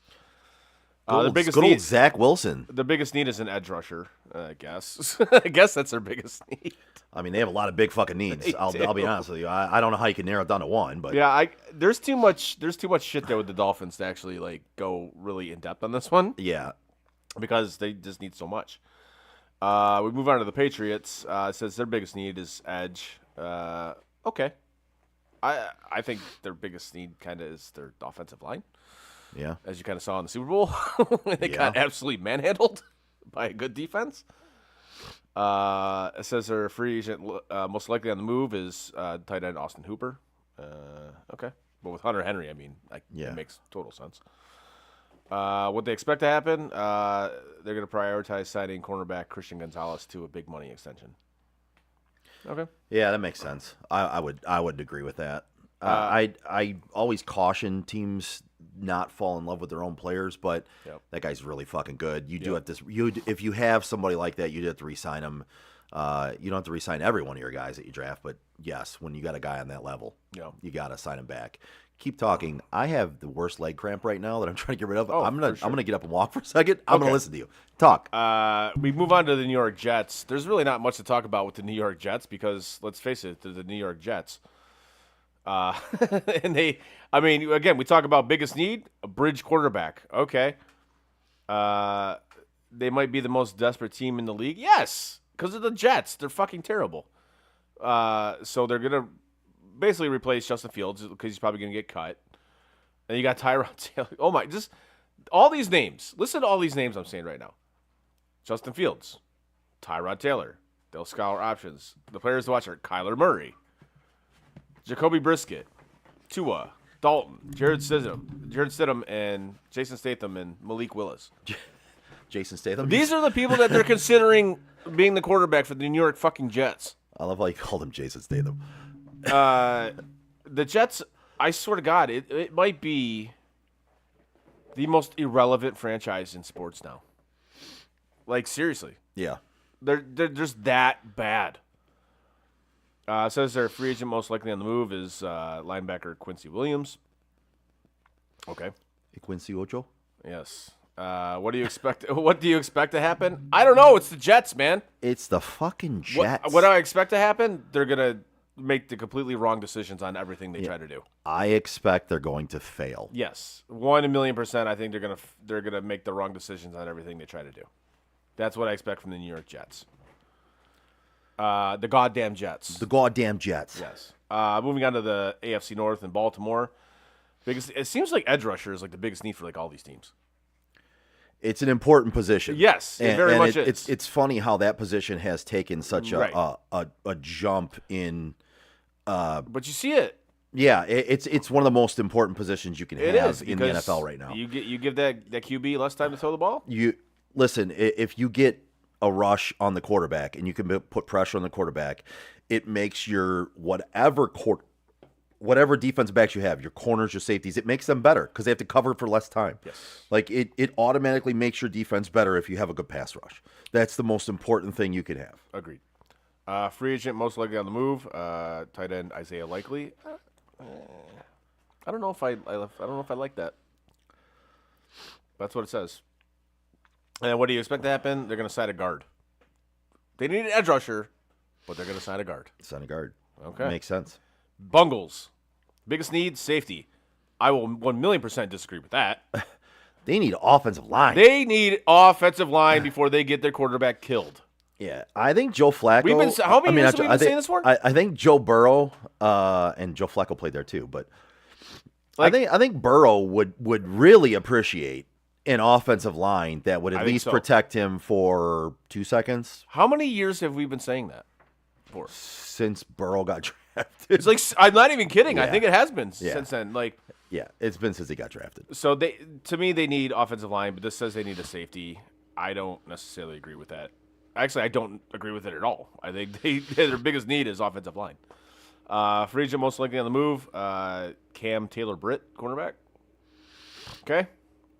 Yeah, What do I expect? What do they expect to happen? They add a veteran linebacker. Now, don't get me wrong. Their defense is not very good either. no. But I think the more I think you just paid Joe Burrow a fucking. You just backed up the Brinks truck Yes. for Joe Burrow. You might, and he's your franchise right now, is what you're saying. But I by- think the position of import here is offensive line. yes, Like flat out. You had like if you're gonna back the Brinks truck up for a guy, and you're gonna Yeah. pay him that money, you're saying he's your guy, he's your franchise, Yep. right? That's your franchise. Don't you think you should protect him? You would think. Yeah. Yes. Like if you have a prized possession, you hire security. Yes. That's the way it works, man. Cleveland Browns. Fuck, do we have to? Biggest need, offensive line. And a quarterback. Name a position, and the Browns have a need there. Yes. And Oh, my God. Free agent most likely to move, cornerback Martin Emerson Jr. Okay. yeah, What do you expect to happen? Add multiple starters on the offensive line.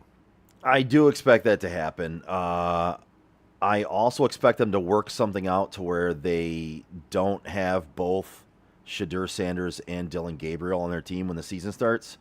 I don't foresee that happening. I could be wrong. I've been wrong. I'm me personally. I'm looking at it. I don't think both those guys will be on the roster. Come. I don't necessarily disagree with you on that. Steelers, biggest need, secondary. I think offensive line is another. Yeah, I'm kind of with you on that. Yeah. Yeah. I think offensive line is another good one there. I don't necessarily think secondary is the biggest issue there.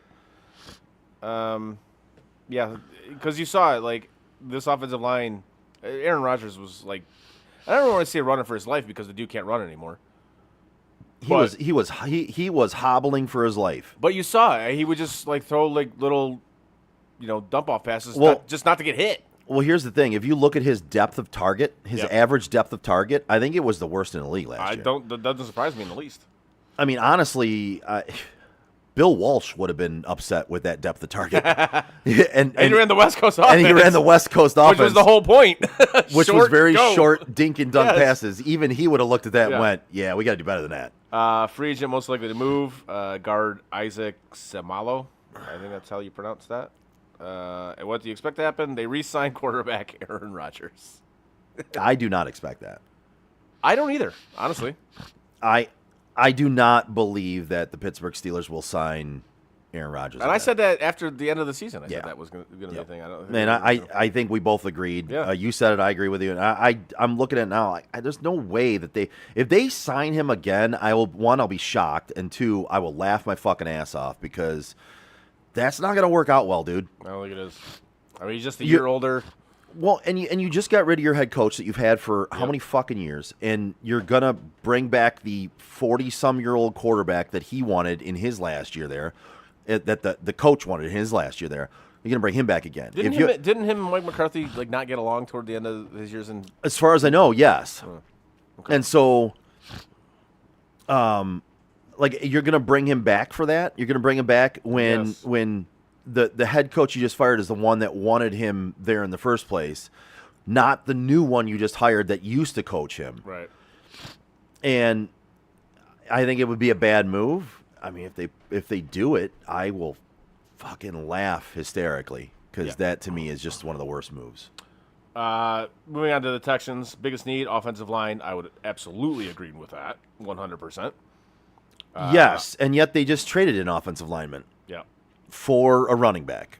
Yeah, their best one, apparently, according to this, their best one. And yes. Titus Howard.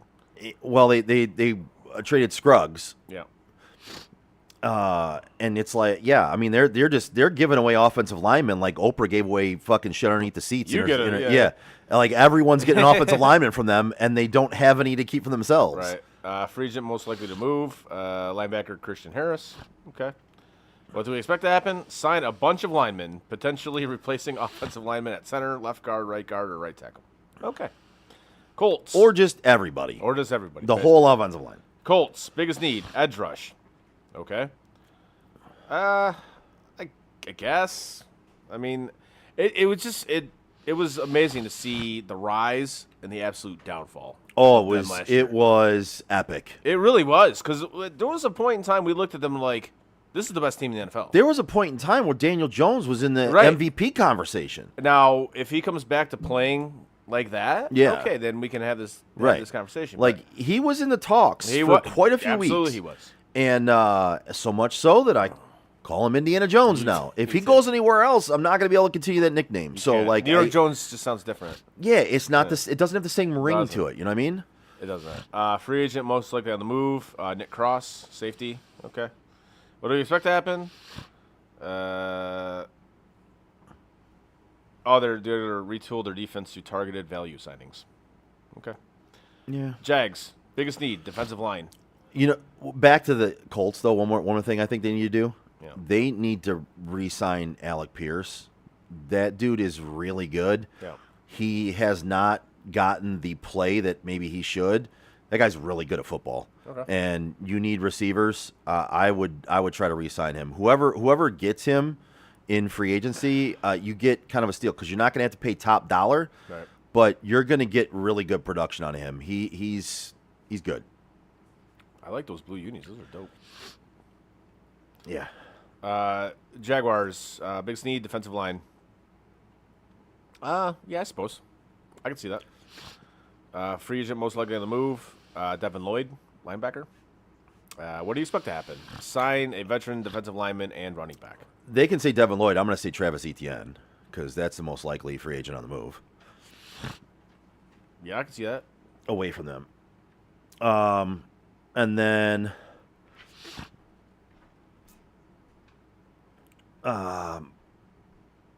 yeah, Yes. I don't know. So They do need to re-up a little bit and not miss out on their open window here because they're kind of putting things together. Yes. Titans, biggest need, cornerback. Is easily the biggest need for the Titans. Like, I guess. I would say defense in general, but yeah, okay. Free agent most likely on the move. Outside linebacker, Arden Key. What do you expect to happen? Sign a veteran center. This is what I love about this. Biggest need, cornerback. What you expect them to do? Nothing near what the biggest need is. Awesome. Broncos, biggest need, inside linebacker. I would say maybe a better backup quarterback. Maybe. Who was that? Jason Oh, Statham? for the Broncos? Broncos, yes. Yes. Instead of Jason Statham, yes. Yes. And instead of the beekeeper Yes. or the transporter or the mechanic or the why is Jason Statham have a bunch of movies where he's the something? Like every one of his movies is like the. Because that's him. Who are you? I'm the cable guy. Free agent most likely on the move. Defensive tackle John Franklin Myers. What do you expect him to do? I don't know. This is way too long. I'm not going to read it because it's way too long. I can't read. I don't read anymore. It's not his fault. He can't read. Chefs, biggest need, running back. Yes. I would agree with that. 100%, I would yes. absolutely agree with that. Free agent most likely on the move. Safety Brian Cook, which is crazy because they just traded McDuffie. Yeah, but he wasn't a free agent. He so- wasn't, but he was their best. I think it was their best secondary player. Absolutely. But it was a trade, not a free agent Right. move. So And then what do you expect to happen? Let's see here. Probably get another quality defensive lineman. Okay. Raiders, everything. well, they released Geno. I saw that. Did you see what I put in the group chat about that? I don't think so. The U.S. government was gonna bring him to Iran to overthrow the government. It's fucking amazing. I did see that one. I'm not sure whether it was in our group chat Yeah. or somewhere else, but that is funny. Yes, he did a great job at overthrowing Yes, he people did. last year. So Raiders, biggest need, offensive line. I mean, again, it's the Raiders. It's kind of like the Jets. There's so many things. and the Browns, can't forget them. Yes. Those are some teams where it's like their biggest need is team. Yep. Maybe new ownership, maybe new management. That could help, too. Maybe That could like there's a lot of things those fucking teams need. Free agent, most likely on the move. Linebacker Devin White. What do you expect to happen? Sign an interior lineman. Okay. Chargers, biggest need, interior offensive line. I would agree with that 1,000,000%. That's what it should have said for the Bengals. Yeah. Free agent, most likely to move. Odafe away. I think I said that right. And what do they expect to happen? Make a push for center Tyler Linderbaum, which I think would be solid. That'd be a good move. That would be a good move for them. We move on to the NFC. We got to run through these quick, so I got to pee. I'm getting there. Cowboy- Plus, I'm sitting weird with leg cramp. So yeah. Cowboys, biggest need, help on defense. Sure. Free agent most likely. Yeah, I mean, that's real. It is. That's real. Free agent most likely on the move, Kenneth Murray Jr. And what do you expect to happen? Who knows? It's Jerry Jones. I have no fucking idea. He's probably going to do something stupid like he always does. Dallas's biggest need, better ownership and management. Yes. Giants, biggest need, a lot of shit. But they say offensive line. Free agent most likely on the move. They've got 2 walking concussions that they can count on next year. Hey, sweet. Free agent most likely on the move, Wan'Dale Robinson. Yes. What do we expect to happen? Address inside linebacker in free agency via trade or potentially the draft. Eagles, biggest need, tight end. I would disagree with that. I don't think that's their biggest fucking need. I agree with you. I think their biggest need is their coordinators, flat out. Same. Free agent most likely on the move, Nakobe Dean. And what do we expect to happen? Make a push to re-sign outside linebacker Jalen Phillips. I thought he was good with when he got traded. I thought he was good with the Eagles. Yeah, he was really good. He was good. Washington, biggest need defense. I think youth is what they need. Flat Yeah, out. weren't they the oldest team in the league last year? Yes. And that's with a really young quarterback. Free agent most likely on the move. Left guard Chris Paul. I mean, I know he just retired from the game of basketball. It's weird, but anyways. I was just about to say that if you didn't. Yeah. Like they signed Chris Paul? What do we expect to happen? Sign an edge rusher, which is apparently that's on everybody's list. Yeah. Move to NFC North. Bears. Biggest need, the trenches. Yeah. Yeah, I mean, I could see I that. agree with that because Caleb Williams last year, he ran sometimes because he had to, Yeah. not because he wanted to. So, yeah, no, I agree with that. All right. I'm down with that. Free agent most likely to move, Jaquan Brisker. Yep. Okay. What do we expect to happen? Sign a veteran center. Got it. The Leos, biggest need, running back. I disagree with that 100%. I think a backup running back maybe, but you've got your running back. Yeah. You've got Gibbs, and you just traded away David Montgomery. So. I think you got to go defense on this period. I think defense is their biggest fucking need. An offensive line. Yeah, an offensive line. Yeah. Free agent most likely on the move, Al-Qadin Muhammad, I guess. I think the Lions' biggest needs are the trenches. Same thing they said for Chicago, What do we honestly. expect to happen? Retool the offensive line, which I think they got to have to do. They have to. And they're going to have to go after a defensive lineman, too, in my opinion. Packers, biggest need, cornerback. Yeah. Okay. Free agent most likely on the move, Malik Willis. Apparently, the best. Somebody said this, that he's arguably the best backup quarterback in the league. Okay. I'll be honest with you. So some people I'm try not to saying he's bad. No. I think some people are trying to compare him to Matt Flynn and Scott Mitchell, Yeah. right? I don't think that's a fair comparison. Yeah. I think he's displayed he's better than that since he left Tennessee. I think he's played he has a little bit of a track record with Green Bay, playing well in the absence of other quarterbacks. Yes. Do I think he's going to be worth the contract he gets right now? Nope. Probably not. Of course not. What do we expect to happen? Help the defensive line. Yeah. And see how Micah Parsons comes back, honestly. Vikings, biggest need. Quarterback. Center. I'm sorry. Center. They say center. But quarterback? Yes, quarterback. JJ ain't it, guys. We said this when he was drafted. He ain't it. We said this when he was at Michigan. He ain't it. And that's with me saying that McConnell actually is a really good quarterback coach. Yeah. Yeah, he is. Maybe He ain't it, McCarthy just is not the guy, man. Because we did a half an hour segment on JJ McCarthy and what was wrong with him. We can see it. How the fucking none of these idiots in the NFL see it? well, and here's the thing too is like he is the quarterback whisperer or one of them, right? He's one of those guys where he could make a brick of cheese a good quarterback. You know what I mean? Like. Yeah. Yes. Maybe JJ is just not that good, guys. I think he's that good. And I think we've been right about that. I think we have. Free agent most likely on the move. Like apparently a wide receiver, Jalen Naylor, maybe. Jordan Addison, probably. Jordan Addison, yeah. What do we expect to happen? They'll acquire a veteran quarterback. Kirk Cousins is out there.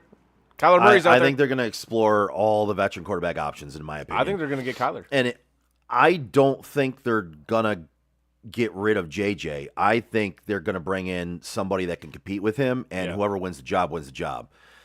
And let's be honest, it's going to be whoever they bring in, whether it's Malik Willis, whether it's Kyler Murray, it doesn't matter. They're going to win the job over JJ. I'm sorry, but I'm also not sorry. Falcons. We moved to the NFC South. Falcons. Bridge quarterback. I mean, they just let go of Kirk. Yep. Or they're going to. They've got Penix, who can't stay healthy. Yep. I don't know what they do. I mean, we talked about, I guess, the free agent quarterbacks that are out there. Yeah. And it's not exactly an impressive list. No, I think guys like Malik Willis and Kyler Murray are going to get the bag unless. How would you feel about Kyler going to Atlanta?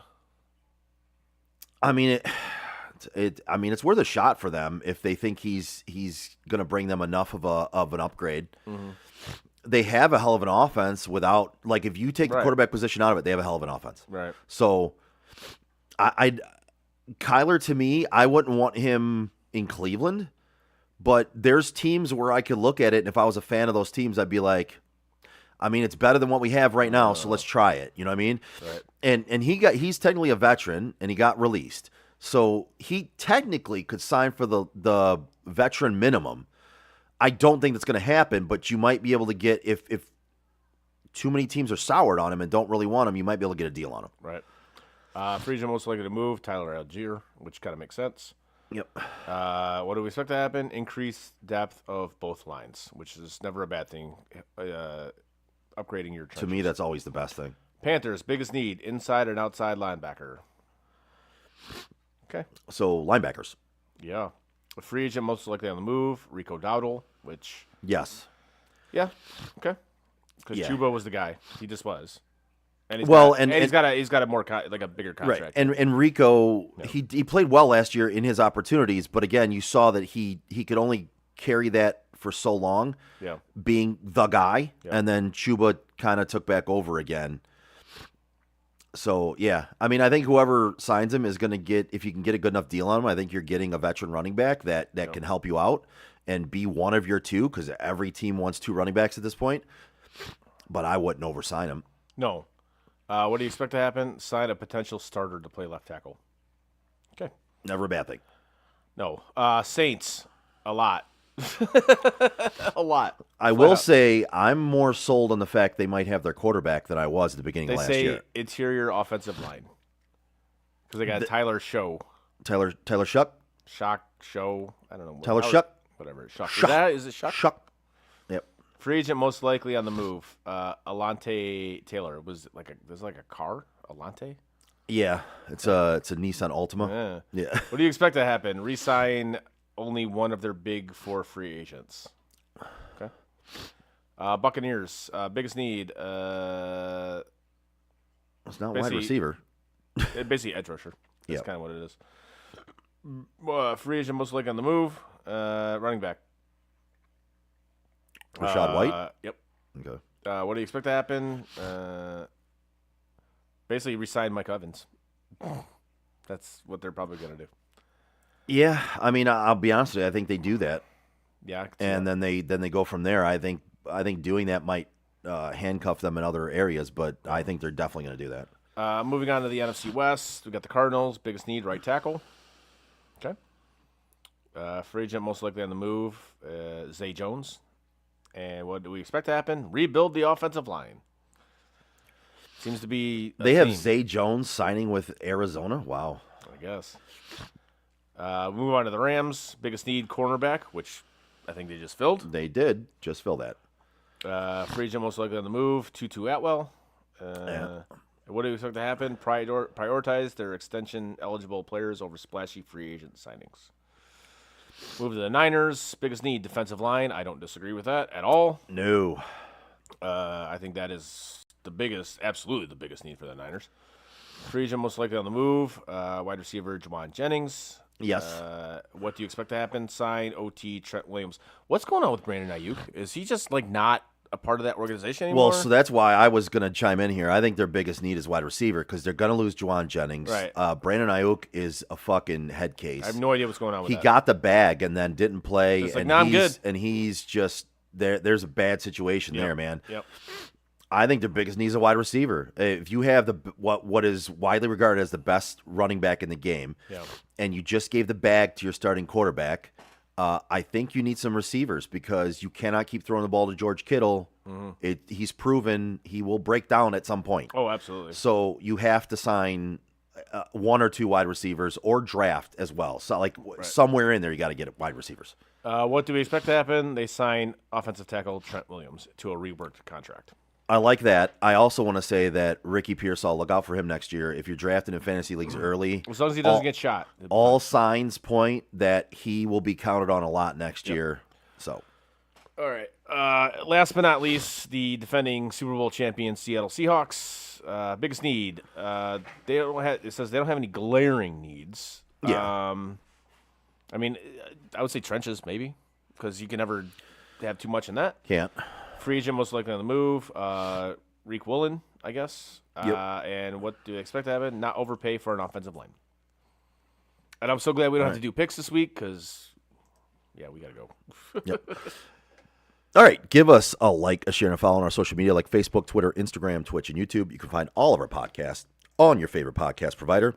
As always, check out SOTDET.com. Click on shop. Buy some stuff. We'd appreciate it. Click on our sponsors' logos while you're there. Give them a like, a share, and a follow as well. Again, SOTDET.com. On behalf of Chris, I'm Joe. We are Sports on Tap Detroit. See you next Tuesday. And that is it for us today. No! God, please, no! Bye. Have a great time. No! God! Bye, guys. No, no, no, no, no. Bye, buddy. No! Goodbye. No! Goodbye. No! It's never goodbye.